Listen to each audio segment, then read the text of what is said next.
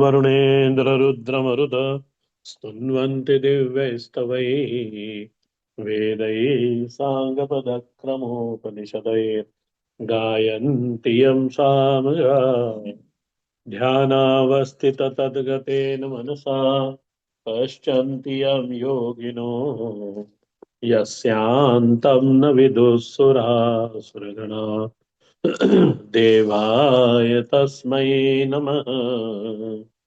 समस्तजनकल्याणे निरतं करुणामयं नमामि चिन्मयं देवं सद्गुरुं ब्रह्मविद्वरम्।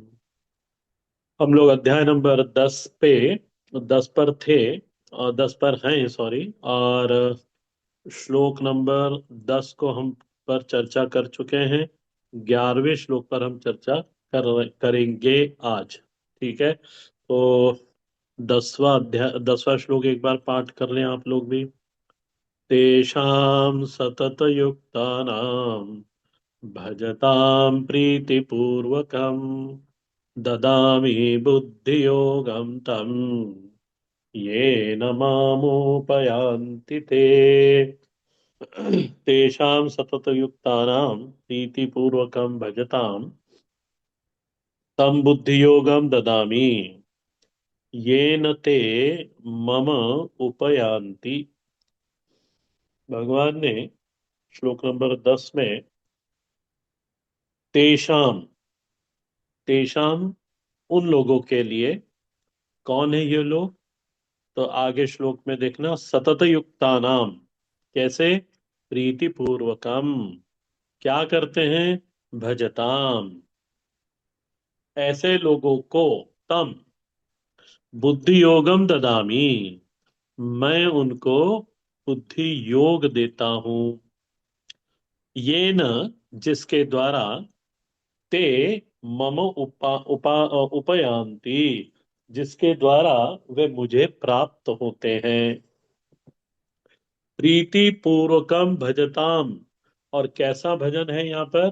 सततम युक्ता नाम तेषाम किम ददामी, यदि ऐसा प्रश्न पूछा गया तो भगवान भाष्यकार से मैंने पढ़ाया था, बताया था आपको, सम्यक दर्शनम ददामी, यही बुद्धि योग है। दर्शन का परिचय, परिचय भी नहीं, दर्शन का ज्ञान, दर्शन का ज्ञान, और इसको थोड़ा सा समझे तो वेदांत दर्शन का ज्ञान। उसी दर्शन के द्वारा, वेदांत दर्शन के द्वारा ही परमात्मा को जाना जाता है। इसलिए भगवान भाष्यकार क्या लिखते हैं? सम्यक दर्शनम ददामी, सम्यक रूपेणम दर्शनम अहम दधामी। जिस दर्शन के द्वारा, दर्शति अनेन इति दर्शन, ये परिभाषा है। जिस दर्शन के द्वारा, जिस विचारधारा के द्वारा, जिस वेदों की विचार के द्वारा परमात्मा को प्राप्त किया जाता है, तम सम्यक दर्शनम अहम ददामी। फिर वो संयोग बनने शुरू होते हैं अर्जुन, किसके जीवन में? वह जो प्रीति पूर्वक मेरा भजन करता है और सतत मेरा भजन करता है, उसके जीवन में ये संयोग बनने शुरू होते हैं। और ये बिल्कुल अनुभव की बात है। मैं ये श्लोक पढ़ रहा था, जब पढ़ता था आचार्य जी के पास, तब भी मेरे को ये श्लोक ऐसे ही समझ में आया।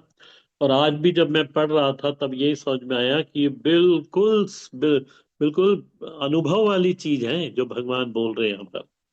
और हमारे जीवन में तो ये सब अनुभव हुआ है, फिर वो संयोग बनने लगते हैं। और बिल्कुल मैंने देखा हुआ है कि ये संयोग बनने लगते हैं। प्रीति पूर्वतम भजताम सततम युक्ता नाम तेषाम, उनके जीवन में यह संयोग बनना शुरू होते हैं। उनके जीवन में जिससे कि उनको प्रमा की उत्पत्ति हो जाए। प्रमा, ज्ञान, ज्ञान की उत्पत्ति हो जाए। आप इतिहास में पढ़ लेना, चाहे वो परमहंस जी के जीवन में तोतापुरी जी का आगमन हो, या विभीषण जी के जीवन में श्री हनुमान जी का आगमन हो, या हम लोगों के जीवन में श्री सदगुरु का आगमन हो, बोले ये सब संयोग बनना शुरू हो जाते हैं यदि हम प्रीति पूर्वतम भजताम सततम, तब ये संयोग हमारे जीवन में बनने लगते हैं। भगवान कहते हैं अर्जुन, सच बात यही है कि प्रमा की उत्पत्ति के सारे उपादानों को संयोजित करने वाला, ध्यान देना, उपादान यानी क्या?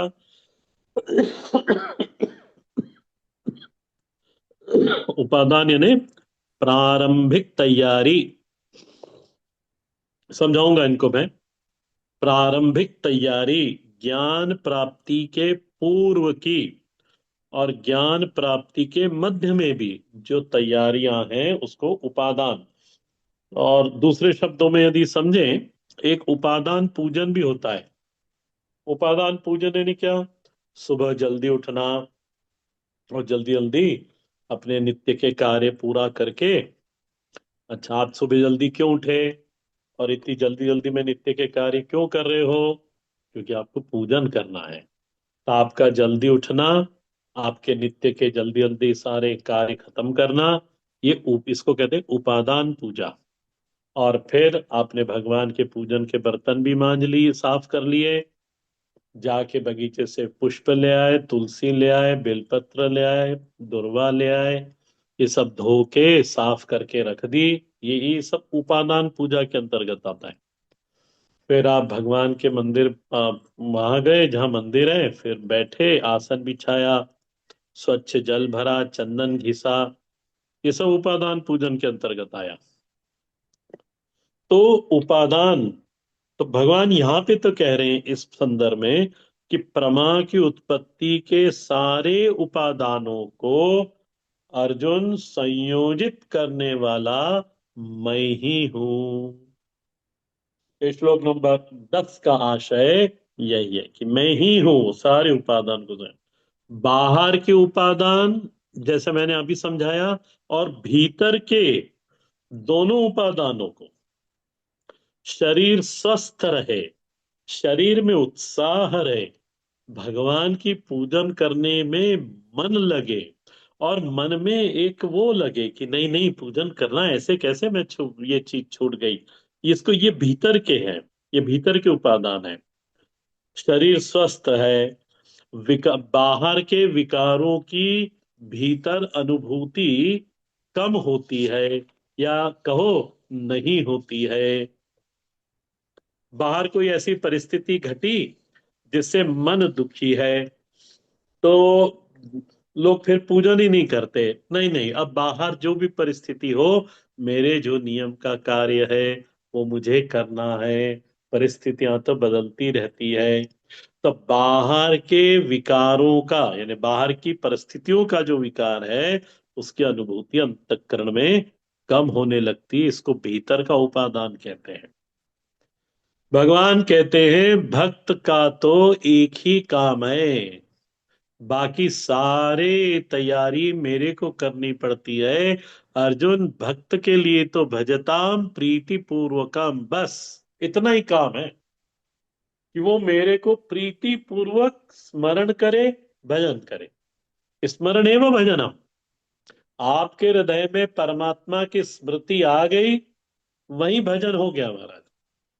भगवान कहते केवल ये भजन करता, और बाकी सारी तैयारी करना, आचार्य को ढूंढ के लाना, फिर सत्संग की व्यवस्था करना, तुम्हारी बुद्धि में वो जावे, आप वहां तक पहुंचो, आचार्य भी ठीक ठीक पढ़ावे, ये सारी जिम्मेदारी परमात्मा की होती है। इसको भगवान ने कहा ददामि बुद्धि योगम। अच्छा, यहां तक ये 10वां श्लोक का मैंने रिवीजन करा। 11वें श्लोक को आप देख लें। तेषामेवानुकम्पार्थं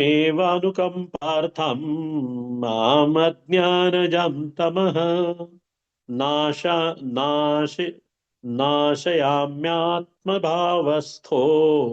ज्ञानदीपेन भास्वता। तेषामेवानुकम्पार्थं माम अज्ञानजं तमः नाशम्यात्मभावस्थो ज्ञानदीपेन भास्वता। संधि देख लें इसकी। तेषाम एव अनुकंपार्थम अहम अज्ञानजं तमः नाशयामि आत्मभावस्थ ज्ञान दीपेन भास्वता। प्रोज ऑर्डर ये इसका अन्वय कैसा होगा? तेषाम, तेषाम वही सततम भज सततम युक्तानां भजतां प्रीतिपूर्वकम तेषाम अनुकंपार्थम आत्मभावस्थ अहम एव अज्ञानजन तमः। श्लोक को देखते रहना। भास्वता ज्ञान दीपेन नाशयामि। भगवान कह रहे हैं तेषामेव, अर्जुन एक वही है इस धरती पर जिसके लिए मुझे कुछ व्यवस्थाएं, मेरे लिए मुझे व्यवस्था बनानी पड़ती है। ध्यान देना शब्दों के ऊपर। अर्जुन बोल रहे हैं तेषा, भगवान बोल रहे हैं अर्जुन को कि तेषामेव, तेषामेव शब्द को समझना, केवल और केवल उसके लिए, केवल और केवल उसके लिए। इसलिए मैंने कहा एक वही है इस धरती पर जिसके लिए मुझे व्यवस्था करनी पड़ती है। अर्जुन ने कहा महाराज बाकी लोग, बोले बाकी तो स्वयं अपनी ही चिंता में है, वो हमको बहुत फ्री रखते हैं। वो अपने कर्म कर्म फल, कर्म कर्म फल, कर्म कर्म फल में ही व्यस्त रहते हैं। बाकी सभी लायक लोग हैं अपना जीवन चलाने में। उनके लिए मुझे कुछ सोचना नहीं पड़ता। इसलिए तो पुराणों में भगवान को बताते हैं कि वो नागशैया के ऊपर सोए हुए रहते हैं और जगत चलता रहता है। जैसे उदाहरण आपने थोड़े दिन पहले देखा था, दिल्ली में सीएम जेल में था और दिल्ली बढ़िया चल रही थी महाराज। तो अब ये तो एक गंदा उदाहरण है, अच्छा उदाहरण नहीं है, पर और जल्दी समझ में आ जाए इसलिए मैंने बोल दिया। ऐसे ही भगवान सोए रहते हैं और बढ़िया माता जी पैर दबा रही हैं, बढ़िया नींद आती है और सोए हैं और जगत चल रहा है। तो ये किसके लिए जगत चल रहा है? तो बाकी सभी लोगों के लिए, सभी लोगों के लिए। मेरे को इन लोगों के बारे में सोचना नहीं पड़ता, क्योंकि वो खुद ही अपने बारे में बहुत सोच लेते हैं। वो मेरे सिवाय बाकी सभी के बारे में सोचते हैं, मुझको छोड़ देते हैं। मेरे बारे में उनको 90 सोचते हैं, न मैं उनके बारे में सोचता हूँ। भगवान बोलते यही है एक नालायक। कौन है ये नालायक? बोले भजताम माम प्रीति पूर्वकम। वो कुछ नहीं करता, केवल और केवल भजन करता है। नरसिंह मेहता, उनके घर पे श्राद्ध था पिताजी का। तो वो घी और सौदा सामान लेने गए। तो उसने जो बनिया था उसने कहा कि अच्छा इतना पैसा लगेगा। तो नरसिंह मेहता ने कहा देख मेरे पास पैसा ऐसा तो है नहीं, मैं तेरे, बोले फिर मैं कैसे दे दूं, उधार तो दूंगा नहीं। तो बोले मैं तेरे लिए भजन गा देता हूँ। उसने कहा हाँ चलो भजन गा दो। जब नरसिंह मेहता भजन गाने बैठे तो भजन में ऐसे रम गए, ऐसे रम गए कि कब पूरा दिन ढल गया मालूम नहीं पड़ा। और बनिए ने कहा उठो उठो नरसिंह, ये तुम्हारा सामान ले जाओ, अब मेरे को दुकान मंगल करनी है, मंगल करनी ने बंद करनी है, शाम हो रात हो गई। तब नरसिंह मेहता को मालूम पड़ा कि देखो रात हो गई, आज पिताजी का श्राद्ध था और सारे गांव को मेरे भाई ने न्योता दिया था प्रसाद खाने के लिए, और मैं तो यहाँ रह गया। डरते डरते नरसिंह मेहता, और पत्नी से डरते थे क्योंकि वो रास्ता उन्होंने ही भेजा था। तो डरते डरते नरसिंह मेहता महाराज घर जाते हैं, उनकी पत्नी उनका रास्ता देख रही थी। और घर पे जाके देखते तो महाराज बड़े बड़े भगोने रखे हुए थे, उसमें भोजन भरा हुआ था। पत्नी से पूछा, पत्नी ने कहा आप कहाँ रह गए थे? आपने जो लोगों को जो रसोइयों को भेजा था उन्होंने सारी रसोई बनाई और लेके आए, कुछ कुछ यहाँ बनाई, पूरे गांव को जिमा दिया। और ये अब वो आपके लिए, मेरे लिए और आपके लिए ये प्रसाद रख के गए। नरसिंह मेहता को बड़ा आश्चर्य हुआ, महाराज ये कैसे हो गया? और जब उन्होंने वो प्रसाद पाया तो वो बिल्कुल द्वारका के 56 भोग जैसा, क्योंकि ज्यादा द्वारका में ही रहते थे, तो भगवान द्वारकाधीश का जो 56 भोग था वही स्वाद उसके अंदर था। नरसिंह मेहता तो महाराज भोजन पाने की जगह तो रुरोद, उनके आंखों से अश्रु की जो धारा बही, भगवान को प्रकट होना पड़ा वहां पर। तो ये वो लोग हैं, भगवान कह रहे हैं कि बिल्कुल नालायक लोग हैं। करते क्या है? बोले केवल भजता माम प्रीति पूर्वकम। इधर स्वामी श्री सुबोधानंद जी महाराज, हमारे ब्रह्मलीन स्वामी सुबोधानंद जी महाराज, उनको किसी लोगों ने पूछा, पहले तो ट्रेन में ही ज्यादा जाया जाता था, तो हमको सुनाते थे। किसी ने पूछा स्वामी जी आप करते क्या हो? तो स्वामी जी ने कहा मैं भजन करता हूँ, और जो मेरे से जुड़े हुए लोग हैं मेरे पास आते हैं उनसे मैं भजन कराता हूँ, बस। साधु का और दूसरा कोई काम ही नहीं है स्वयं भजन करना। यदि कोई उसके पास आ गया तो उसको भी भजन में लगा देना। तब भजताम माम प्रीति पूर्वकम। इसलिए भगवान ने उनके लिए एव शब्द लगाया इस श्लोक में। एव शब्द का उच्चारण तेषाम एव अनुकंपार्थम, उनके ऊपर कृपा करता हूं। अनुकंपार्थम, अनुग्रह करने के लिए। अर्जुन ने पूछा महाराज उनके प्रति आपको कृपा करनी पड़ती है? तो बोले हाँ। बोले आप क्या कृपा करते हो? क्या करते हो? आपकी कृपा का स्वरूप क्या है? बने आप कृपा करते हो मैंने क्या? बोलते हैं मैं उसके भीतर का जो अज्ञान है, जो कि छिपा रहता है ना, उसको उसका मैं नाश करता हूं अर्जुन। बस यही मेरी कृपा का स्वरूप है। यही मेरी अनुकंपा का स्वरूप है। नाशयामि तमः, ये कृपा है परमात्मा की, कि नाशयामि तमः। अब विचार करो जरा। संसारी व्यक्ति जो वस्तु की पूर्ति के नाम को कृपा ऐसा समझता है, संसारी व्यक्ति पुत्र हो जाए, हम्म, कन्या हो जाए, जो भी कुछ है, ऑन एंड ऑन है, तो इसका अंत कभी नहीं, ये है तो ये है तो ये तो है, और वो पूरा हो जाता है तब उसमें भगवान की बड़ी कृपा मानता है, यही भगवान की कृपा है। आप विचार करना इस बिंदु के ऊपर कि यदि संसरण ही भगवान की कृपा है तो अकृपा का क्या स्वरूप होगा फिर? यदि आप थोड़े से भी विचारशील हो गए तो जरूर इस पे विचार करना कि यदि संसरण का अर्थ यदि नहीं जानते हो तो बता देता हूं। पुनरपि जन्म, पुनरपि मरण, पुनरपि जननी जठरे शयनम। यदि संसरण ही कृपा है तो परमात्मा की अवकृपा क्या होगी? इस पे विचार करना। अनुकंपा माने नाशयामी तमह।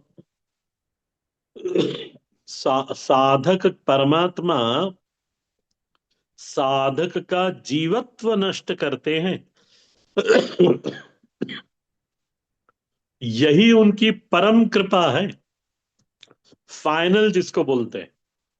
यही फाइनल कृपा है कि उनका जीवत्व, जो आज वो जीव बना बैठा है, अपने को जीव ऐसा जानता है, ज्ञान के द्वारा परमात्मा उस जीवत्व पर प्रहार करते हैं और जीवत्व को मिथ्या साबित करके वह अहम ही परमात्मा स्वरूप है, वो बताते हैं, यही उनकी कृपा है। तेषामेव अनुकंपार्थम अहम नाशयामि तमः। तमः, अब इस शब्द को देख लो, तमः।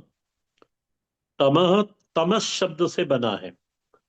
तमस शब्द का द्वितीय है, जो संस्कृत जानता होगा। तो तमः, तमस। तो तमः कहां से आया? तो भगवान ने, देखो श्लोक को देखना, तमः कहां से आया? ये तमः यानी अंधकार, तमः यानी अज्ञान। तमः आया कहां से? तो देखो, अज्ञान जन तमः। तमः यानी यहाँ पे तमः अंधकार ले लेना आप, क्योंकि यहाँ पे फिर अज्ञान जम लिखा है ना। अज्ञान जम तमः, ये अज्ञान से उत्पन्न होने वाला, भगवान भाष्यकार की पंक्ति को भी देखना, मोह अंधकार है। मैं भाष्य पढ़ाऊंगा, पर उसके पहले अभी आप देख लो, तीसरी पंक्ति में, मोह अंधकारम तमः नाशयामी। ये तमः क्या है? बोले मोह अंधकार। कहां से उत्पन्न हुआ? बोले अज्ञान जन तमः, अज्ञान से उत्पन्न होने वाला। भगवान भाष्यकार लिखते हैं अज्ञान जन, आगे भी देख लो। भगवान आगे लिखते हैं, अज्ञानजम, अज्ञानजम इज इक्वल टू अविवेकतः जातम मिथ्या प्रत्यय लक्षणम। मिथ्या प्रत्यय लक्षणम मोंधकारम तमः नाश नाशयाह या नाशयामी। नाशयामी, यहां ध्यान देना थोड़ा सा, कि व्यक्ति, भगवान ने क्या लिखा यहाँ पर? अविवेकतः जातम। अज्ञान जम यानी क्या? अज्ञान के लिए भगवान ने अविवेक शब्द का उपयोग करा। अविवेकतः जातम, किम जातम? मिथ्या प्रत्यय। और फिर इसी यही मिथ्या प्रत्यय लक्षणम मोहंधकारम तमः, इसी को तम कहा है। आगे समझाऊंगा इसको मैं। आप तो एक अलग से बात कह रहा हूं, उसको ध्यान दे लेना, कि व्यक्ति हमेशा विवेक करता है, कोई भी व्यक्ति अविवेक नहीं करता। इसको समझना। आप में से अपने आप को ही रख लेना सामने, और देखना कि हम लोग कभी अविवेक करते हैं? नहीं करते। हम जब भी करते हैं, विवेक ही करते हैं। अविवेक तो पहले से ही बना है। अविवेक तो पहले से ही बना रहता है। अविवेक यानी क्या? उसको भी समझ लो। दो चीजें मिली हुई हैं,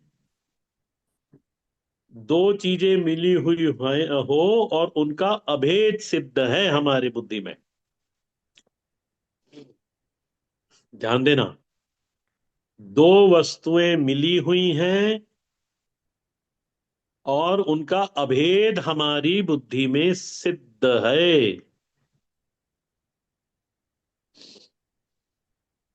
अच्छे से सुना होगा तो बिल्कुल पकड़ में आ जाएगा। तो ये आपको करना नहीं पड़ता, ये अभेद तो बना ही रहता है। मैं समझाता हूं इसको। जैसे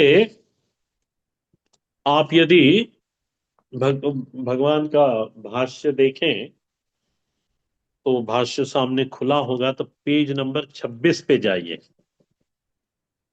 26 बिल्कुल आगे आगे, ये अध्याय नंबर 2 के भाष्य के पहले है। और यदि चले गए होंगे, तो पहली पंक्ति पढ़ रहा हूं मैं, आपको समझ में आ जाएगा। 26, पेज नंबर 26, पहली पंक्ति संस्कृत में। तथा ही, ये आगे से चला आ रहा है, मैं तो उतना ही पढ़ रहा हूं बस।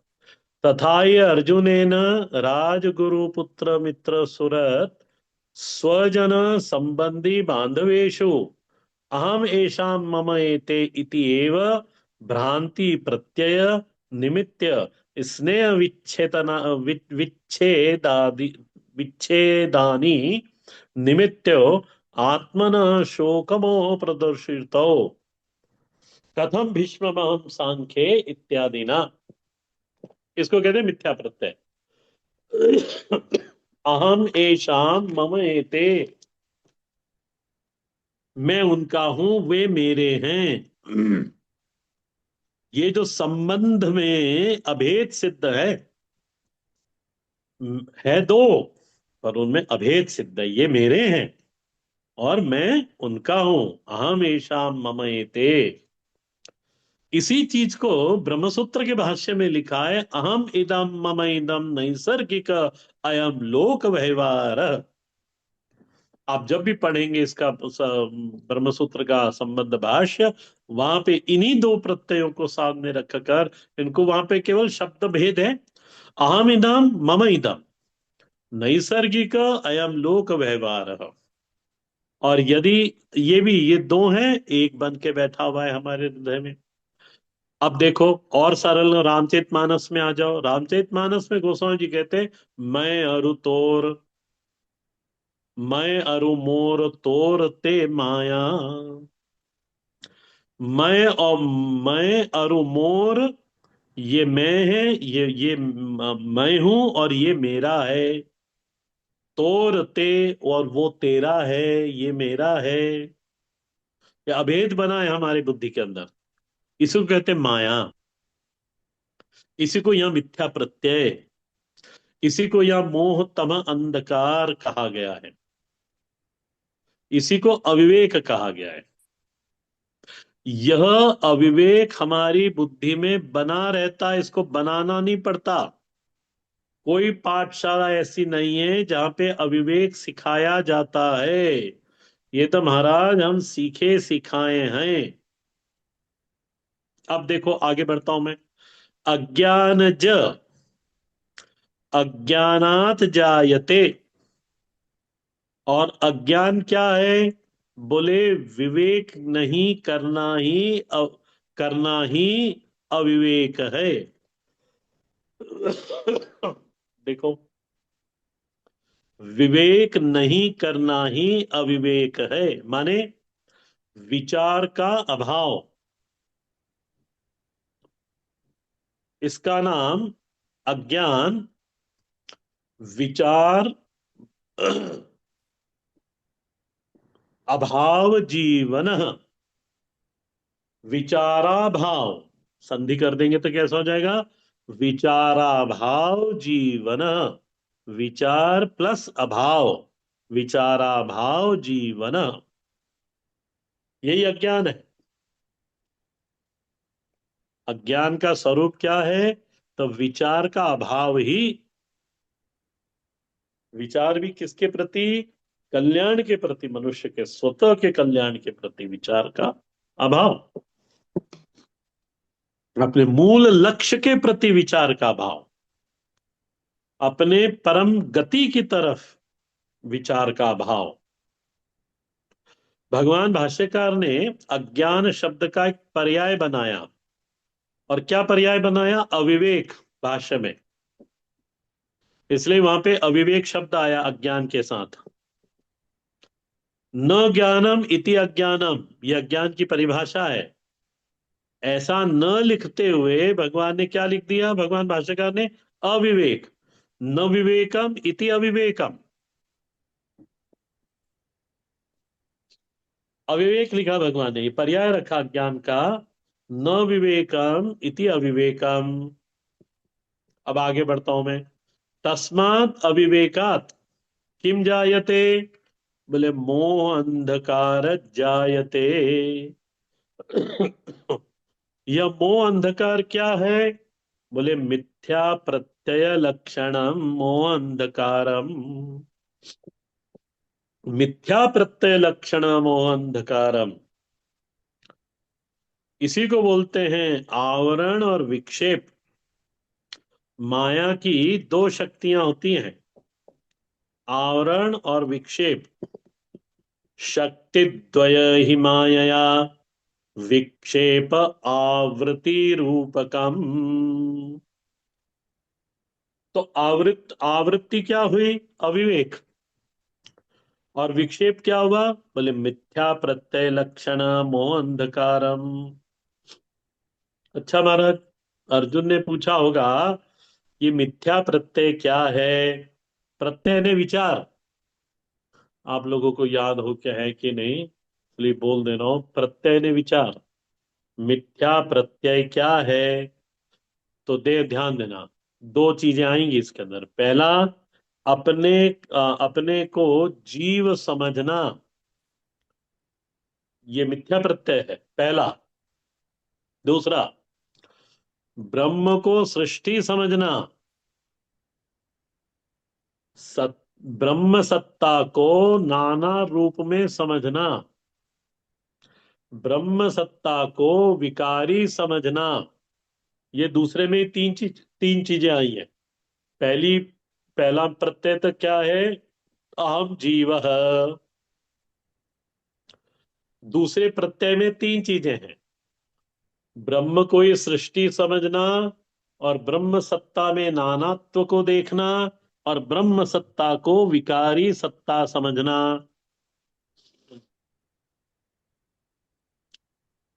अहम को जीव समझना ये मिथ्या प्रत्यय है। तो ध्यान देना, मोह का एक घटाटोप अंधकार भरा पड़ा हुआ है महाराज। कहां पे? सभी के हृदयों में। हम सभी के हृदयों में ये मोह अंधकार को, कैसा अंधकार? बोले घटाटोप अंधकार भरा पड़ा है। यही सबको परेशान करता है। मनुष्य तो, हम लोग छोटी छोटी जीवन की समस्याओं में उलझे रहते हैं। अर्जुन ने परमात्मा से पूछा, जब आप कृपा करते हो तो क्या करते हो? तो भगवान कहते हैं, अर्जुन, मैं मूल पर प्रहार करता हूं। मूल समस्या, एक होती तात्कालिक समस्या, एक होती मूल समस्या। सारे मनुष्य तात्कालिक समस्या का को हल करने में लगे हैं। जिस पर जो अपनी मूल समस्या पर को हल करने में लगा है, वो भगवान की कृपा में है। क्योंकि वो समझ गया कि भगवान ने प्रहार कर दिया उस पर, क्योंकि कि मूल समस्या तो यही है कि तुम जीव हो, और जीव के पास बाद तुम व्यक्ति बने बैठे हो। यही मूल समस्या है तुम्हारी। तुम व्यक्तित्व को खत्म करो, जीवत्व को खत्म करो, और ब्रह्म को के पास आओ, सारी समस्या खत्म हो जाएगी। तो भगवान कहते हैं, मैं मूल पर प्रहार करता हूं अर्जुन। अहम अज्ञान जन अज्ञान जम तमह नाशयामी। मैं इस अंधकार को मिटाता हूं। महाराज कैसे मिटाते हो? अर्जुन ने पूछा। मैं प्रकाश करता हूं। श्लोक को देखना, भास्वता ज्ञान दीपेन तमह नाशयामी। भास्वता ज्ञान दीपेन तमह नाशयामी। भास्वता शब्द को समझो आप। भास्वता का अर्थ है, दीपक को मैं प्रज्वलित करता हूं। माने दीपक है, बाती है, और उसके अंदर तेल भी है, सब है। परंतु वह दीपक प्रज्वलित नहीं है। माने इसका अर्थ ऐसा समझो, आपके पास दिया भी है, दीपक भी है, उसमें बत्ती भी लगी हुई है, और उसके उसमें तेल भी डला हुआ है, सब तैयार है। पर महाराज प्रज्वलित करने की कोई व्यवस्था नहीं। इसलिए भगवान ने यहां श्लोक में आके कहा, भास्वता ज्ञान दीप, मैं उस दीपक को प्रज्वलित करता हूं और उस प्रज्वलित दिए से तम का नाश करता हूं।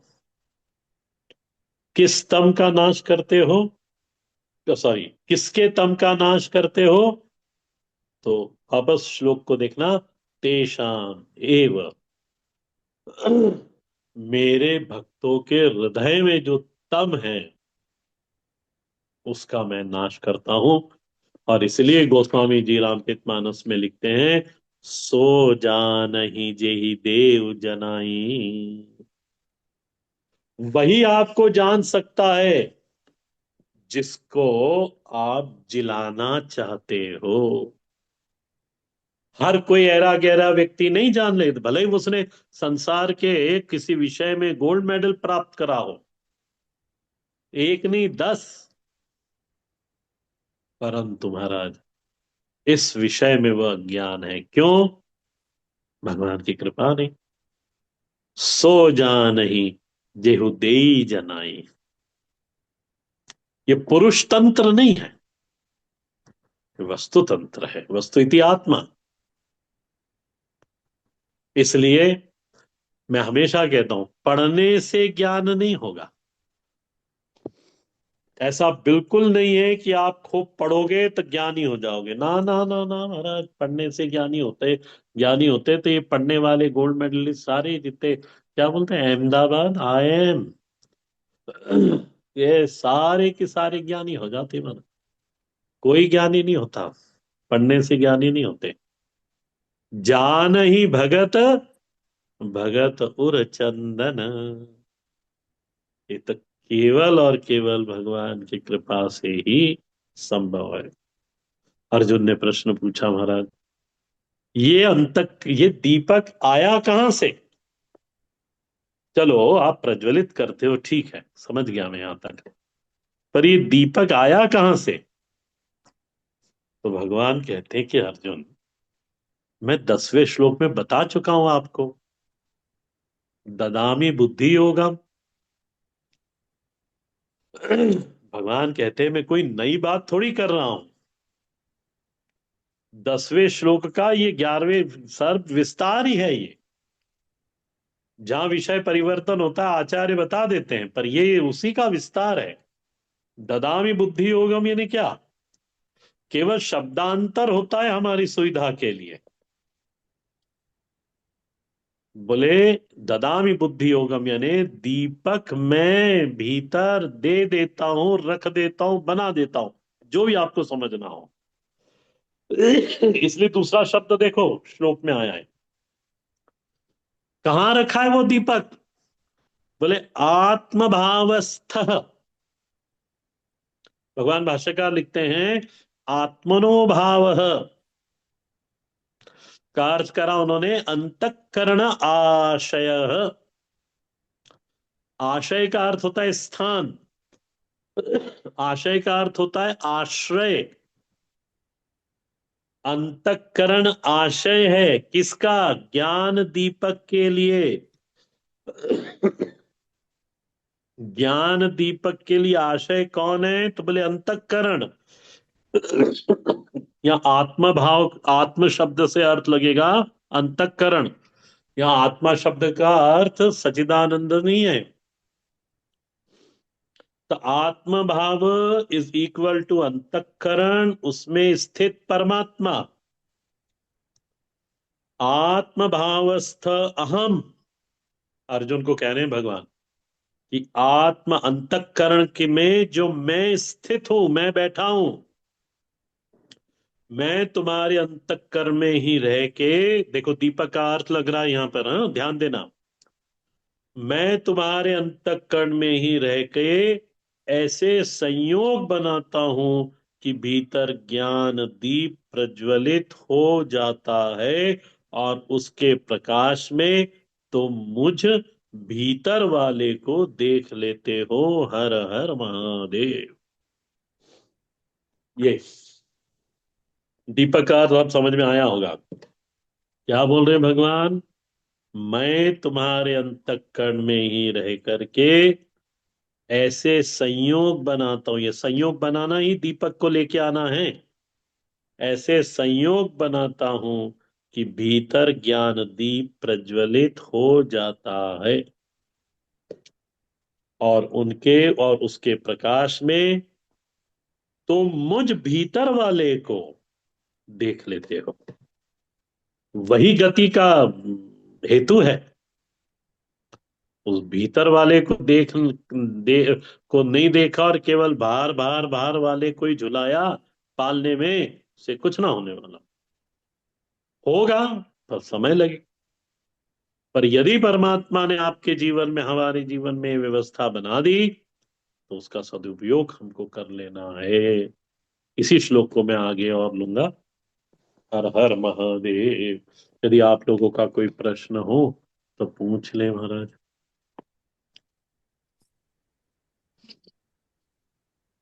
जी।